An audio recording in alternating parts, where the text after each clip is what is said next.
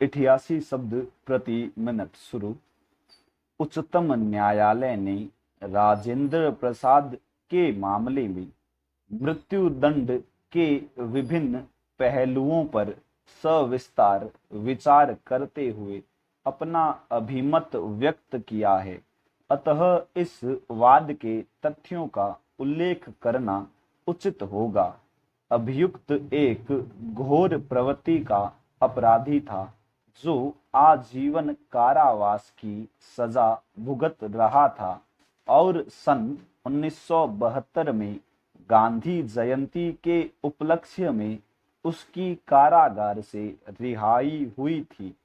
Jail से छूटते ही उसने 25 अक्टूबर 1972 को राम भरोसे नामक व्यक्ति पर बदला लेने के आशय से अचानक संघातक हमला किया, क्योंकि उसी के कारण उसे आजीवन कारावास की सजा हुई थी।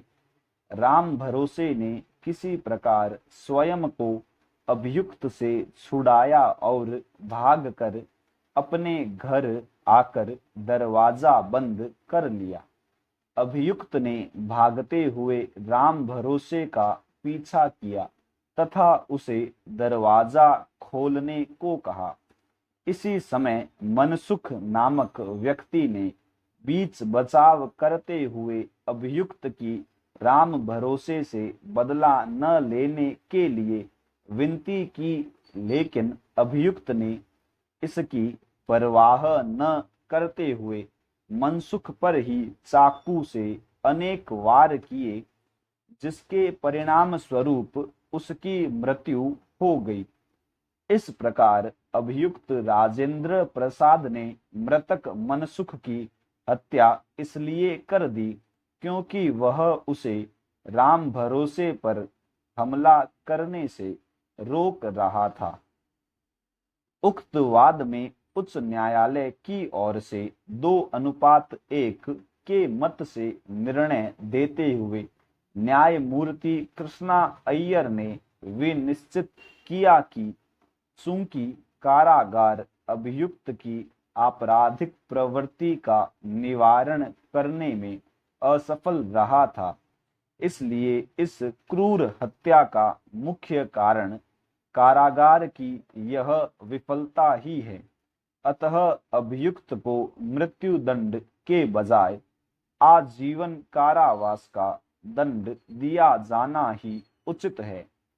विद्वान न्यायाधीश ने आगे कहा कि सन 1972 से अब तक 1979 अभियुक्त के सिर पर मृत्यु दंड का भूत निरंतर मंडराता रहने के कारण उसकी दशा मनुष्य के बजाय साग सब्जी जैसी हो गई थी और सब्जी को फांसी पर लटकाना मृत्यु दंड नहीं है। न्यायमूर्ति कृष्णा अय्यर द्वारा दिए गए उक्त बहुमत निर्णय पर अपनी तीव्र प्रतिक्रिया व्यक्त करते हुए न्यायमूर्ति AP सेन ने इस वाद में विसम्मत निर्णय देते हुए अभिकथन किया। इस अभिकथन का मामला दंड के सुधारात्मक सिद्धांत के लिए विनाशकारी है।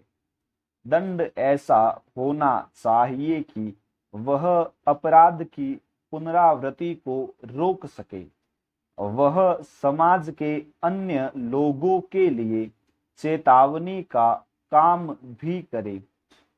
इन दोनों ही दृष्टि से सुधारात्मक सिद्धांत बुरी तरह विफल रहा है। मुझे पक्का विश्वास है कि इस प्रकरण में अभियुक्त के मृत्यु दंड को कम करने से वह कुछ और हत्याएं करेगा और समाज के लिए पुनः खतरा बना रहेगा। विद्वान न्यायाधीश ने आगे कहा कि दंड के प्रति मानवीय दृष्टिकोण की वास्तविकता को नजरअंदाज नहीं किया जाना चाहिए।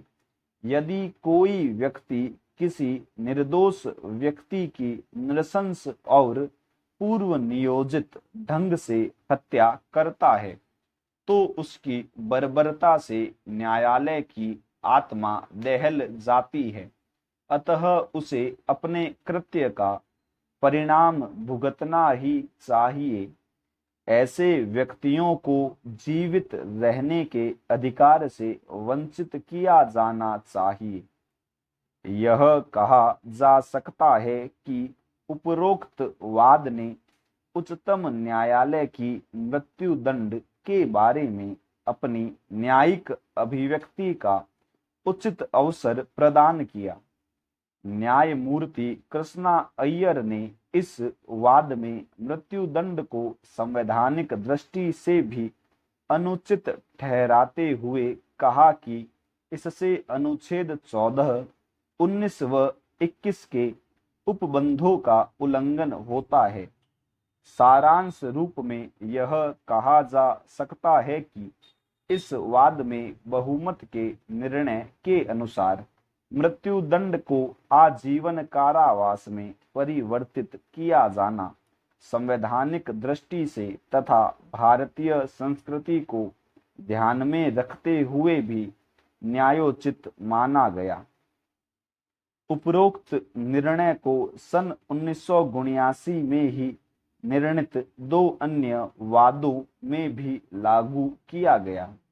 गुरुस्वामी बनाम तमिलनाडु के वाद में अभियुक्त ने पारिवारिक विवाद के कारण एक व्यक्ति की हत्या कर दी।